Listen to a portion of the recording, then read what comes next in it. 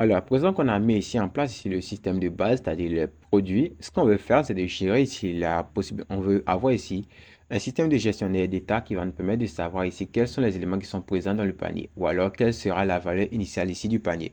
Et pour faire ici cette gestion, on va utiliser ici le host context ici de React.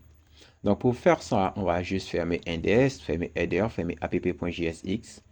Ensuite, au niveau du dossier SRC, on va venir créer ici un nouveau dossier qu'on va appeler store qui va permettre de contenir ici notre contexte. Donc, au niveau du SRC, je me mets là, je crée ici un nouveau dossier que je vais appeler cette fois store. Et à l'intérieur de ce dossier store, je dois créer ici un fichier qui va me permettre de gérer ici le contexte ici de mon panier. Ou alors là, je peux venir là et je peux l'appeler cette fois. On peut l'appeler panier contexte. .jsx. Et là, il doit avoir ici l'extension JSX parce que plus tard, il va rendre ici une composante qui sera ici un wrapper autour des autres composantes. Donc, pour le moment, on va l'appeler ainsi panier-contest.jsx. Ensuite, à l'intérieur ici de ce panier contest, on va exporter ici une fonction qu'on va appeler export-const. Et si on apprend ici un nom ici par aléatoire, le nom qu'on veut, et là, le nom que nous on veut, cette fois pour le nom, pour le contest, on va l'appeler ici panier contexte. Donc là, ça sera ici le nom ici de notre contest. Et là, on va appeler ici la méthode createContext de React. Donc, createContext de React, vous devez venir l'importer ici de React, import createContext from React. Et lorsqu'on crée ici un contexte, la première chose à faire, c'est d'initialiser ici des valeurs qu'on aura ici par défaut. Alors, par défaut, ici, je vais vouloir avoir ici une variable que je vais appeler ici items. Et là, items, donc là, items va représenter les éléments présents dans le panier. Voilà. Là, item va représenter ici les différents éléments qui sont présents ici dans le panier. Alors, à présent qu'on a créé ici ce contexte ici du panier, il va falloir qu'on puisse ici le servir ici autour ici de notre application. Et ici, pour le servir, on peut venir au niveau du app.jsx et venir faire quelque chose que vous avez peut-être déjà vu. On peut faire ici un panier contest.provider et envelopper tout ça autour d'ici de notre application. Mais je pense que là, ce traitement, il est un petit peu de trop ici. Ce qu'on va faire, c'est que là, on va vouloir créer ici tous ces traitements au niveau ici de ce panier contexte. Donc là, on va retourner ça. On va retenir ici cet écran. Et au niveau ici du panier contexte, on va venir créer encore une nouvelle fonction qu'on va exporter ici par défaut, qui sera ici le provider, qui sera ici de ce panier contexte. Donc là, on peut l'appeler export const et on va l'appeler panier contexte provider. Donc là, c'est ce provider qui proviendra ici de ce contexte en particulier. Et à l'intérieur ici, on va dire que cet élément recevra ici les children, c'est-à-dire les éléments qui seront wrappés autour ici de cette balise, de cette composante ouvrante et fermante. Et là, pour le moment, elle va juste retourner ça. Et là, puisqu'on va rendre ici un contexte qu'il nous faut, il faut qu'on puisse ici définir ici des valeurs initiales. Donc là, on va dire qu'on aura ici un initial value. Et la valeur qui sera définie dans initial value, elle doit être à peu près ici la même que celle qui est définie ici au niveau de la création ici du contexte. Là, au niveau ici de la création du contexte, on voit que je n'ai qu'une seule valeur initiale. Et la valeur initiale, pour le moment, c'est item.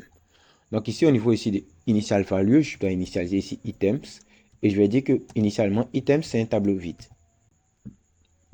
Ensuite, ici, ce que je vais faire, c'est que là, je vais retenir ici une fonctionnalité. Et là, maintenant, je vais venir retenir ici le contexte qui a été défini ici, ce panier contexte. Donc là, je vais venir retourner le panier contexte.provider. Cette fois, on retourne ici avec le provider. Et là, ici, on doit lui passer ici des values. Donc, on lui passe ici la propriété value, sinon ça va cracher. Et la valeur initiale, ça sera celle qui se trouve ici dans initial value. Donc, cette valeur qu'on a définie ici. Ensuite, là, on doit lui dire qu'on doit accepter ici les différentes propriétés qui seront wrappées autour de ces composantes avec la propriété children. Donc là, ici, on a ici notre provider qui a été défini. Ensuite, au niveau ici du app.jsx, qui est la composante principale qui wrappe toute notre application, on doit venir envelopper tout ça ici de notre panier contexte provider. Donc là, on va enlever ici le fragment. Et là, on va wrapper tout ça du panier contexte provider.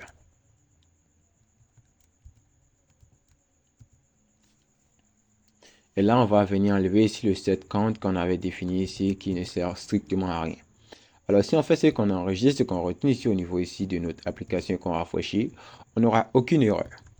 Et à présent, puisqu'on a créé ici un contexte pour gérer ici l'état ici du panier avec cette variable item, on peut bénéficier ici de cette variable item pour savoir combien d'éléments qu'on a dans le panier actuellement. C'est vrai que là, on a initialisé ça ici à vide, avec ici le tableau vide, mais à présent, on peut savoir combien d'éléments on a dans ce panier.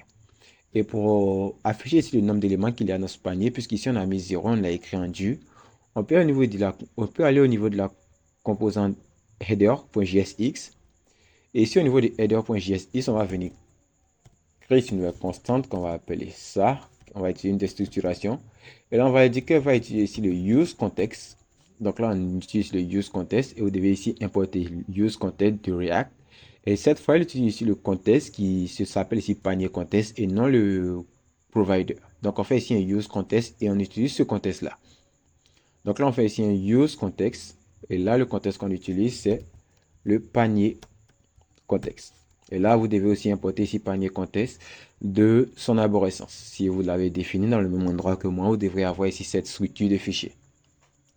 Et à l'intérieur ici de ce use context, si j'ai mis ici cette accolade, c'est parce que je vais utiliser ici la déstructuration pour avoir accès directement ici à mon élément item. Puisqu'ici, j'exporte ici le panier contexte et à l'intérieur, j'ai une propriété item. Donc, je peux avoir accès à ça directement ici.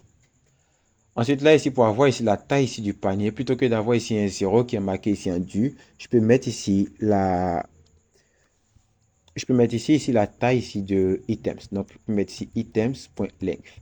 Donc là, ça ne va rien résoudre, mais si on fait ça, on aura ici le 0. Et là, on est passé ici d'un 0 qui était écrit ici en du à un 0 qui provient ici de ce contexte.